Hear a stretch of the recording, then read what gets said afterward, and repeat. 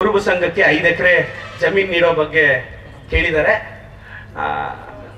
ನಾನು ಪ್ರಾಮಾಣಿಕವಾಗಿ ನಾನು ಹಳಬರ ತರ ಕೊಟ್ಟು ಬಿಡ್ತೀನಿ ಅಂತ ಹೇಳಲ್ಲ.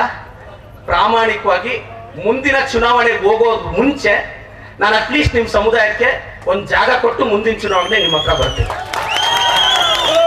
ಮತ್ತೆ ನಾನು ಯಾಕೆಂದ್ರೆ ನಾನು ಮುಂದಿನ ವರ್ಷ ಕನಕ ಜಯಂತಿ, ಅದ್ರ ಮುಂದಿನ ವರ್ಷ ಇನ್ನ 4 ಕನಕ ಜಯಂತಿ ನಾನೇ ಗೆಸ್ಟ್ ಆಗಿರೋದ್ರಿಂದ ಮತ್ತೆ ನನಗೆ ಅವಕಾಶ ಕೊಡಿ. ಈ ಮುಂದಿನ 4 ವರ್ಷದಲ್ಲಿ ನಾನು ಮುಂದಿನ ಚುನಾವಣೆಗೆ ಹೋಗೋದಕ್ಕಿಂತ ಮುಂಚೆ ನಿಮ್ಮ ಸಮಾಜಕ್ಕೆ ನನ್ನ ಕಷ್ಟನೋ ಸುಖನೋ ಗ್ರಾಂಟ್ ಮಾಡಿ ತಂದು ಕೊಡ್ತೀನಿ.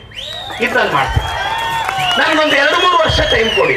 ಯಾಕೆಂದ್ರೆ ನನ್ನ ಕಾನೂನಲ್ಲಿ ತುಂಬಾ ಡಿಲೇ ಇರುತ್ತೆ. ಯಾಕೆಂದ್ರೆ ಈಗ ನಾನು ಏನಾದ್ರು ಅನೌನ್ಸ್ ಮಾಡ್ಬಿಟ್ರೆ, ಅವಾಗ ಲಾಸ್ಟ್ ಟೈಮು ಕೈವಾರ ಜಯಂತಿಯಲ್ಲಿ 2 ವರ್ಷದಿಂದ ಒಬ್ರು ಶಾಸಕರಿದ್ರು, ಅವ್ರ ಹೆಸರು ಗೊತ್ತಿಲ್ಲ ನನಗೆ,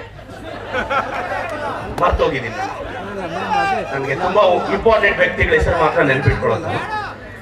ಅವಾಗ 2 ವರ್ಷದಿಂದ ಉದ್ವೇಗಕ್ಕೊಳಪಟ್ಟು ಈ ಸಮುದಾಯಕ್ಕೆ ಜಾಗ ಕೊಟ್ಟು ಬಿಡ್ತೀನಿ ಅಂದ್ರು. ನಮ್ಮವರೆಲ್ಲ ಹುಡ್ಕೊಂಡು ಹೋದ್ರು ಅಲ್ಲಿಗೆ. ಇದು ಯಾರೋ ಜಾಗನೇ ಕನ್ಪಡ್ತಾ ಇರ್ಲಿಲ್ಲ ನಾನೇ. ಮತ್ತೆ ಹಿಂಗೆ ಆಯ್ತು. 2ನೇ ವರ್ಷ ಅವ್ರು ಆನ್ಸರ್ ಮಾಡಕ್ ಫೇಲ್ ಆದ್ರು. ಆಗೋದು ಬೇಡ ಅನ್ನೋದು. ಬಟ್ ಇನ್ನೊಂದು 4 ವರ್ಷದಲ್ಲಿ ನಾನು ಈ ಸಮುದಾಯಕ್ಕೆ ಜಾಗ ಕೊಡೋ ಪ್ರಯತ್ನ ಪಡ್ತೀನಿ. ಬಟ್ ಇನ್ನೊಂದು, ನಾನೀಗ free CET NEET coaching start ಮಾಡ್ತಿದ್ದೀನಿ. 1-1.5 ತಿಂಗಳು ಸೆಕೆಂಡ್ ಇಯರ್ ಎಕ್ಸಾಮ್ ಆದ್ಮೇಲೆ ಒಂದು ಮಗುಗೆ ಏನಿಲ್ಲ ಅಂದ್ರೂ ಊಟ ತಿಂಡಿ ಎಲ್ಲ ಕೊಟ್ಟು 40,000 ಖರ್ಚು ಬರುತ್ತೆ.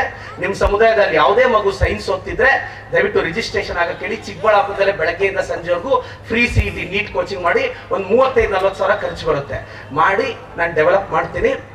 ನಮ್ಮ ತಂದೆ ತಾಯಿ ಒಂದು ಮಾತು ಹೇಳೋರು, ಸುಡ್ರ ತಲ್ರಾತ್ಲ ರಾಶಿ ಅಂತ ಎವರು ತಪ್ಪಿಚ್ಚ ಕೈಯಲ್ಲೇನೆ. ನಾನು ಬಹಳಷ್ಟು ಜನ ಕೇಳ್ತಾರೆ, ಅಣ್ಣ ಏನಣ್ಣ ಅಂತ. ನಾನು ಅನ್ಕೊಂಡಿರ್ಲಿಲ್ಲ ಮೊನ್ನೆನೂ ಗೆಲ್ತೀನಿ ಅಂತ. ದೈವ ಬಲ ದೊಡ್ಡದು ಸರ್, ಅದನ್ನ ಯಾರು ತಡೆಯಕ್ಕಾಗಲ್ಲ. ಈ ಹಣೆ ಬರದಲ್ಲಿ ಇನ್ನು 3 ಟರ್ಮ್ ಬರೆದಿದ್ರೆ ಅನುಗ್ರಹ ಸಿಗುತ್ತೆ.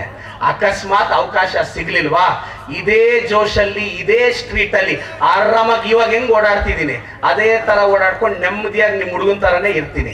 ಪರವಾಗಿಲ್ಲ. ಮಂಚು ಶೇಷದಾನಿಗೆ ಪವರೇ ಬೇಕಲೇ.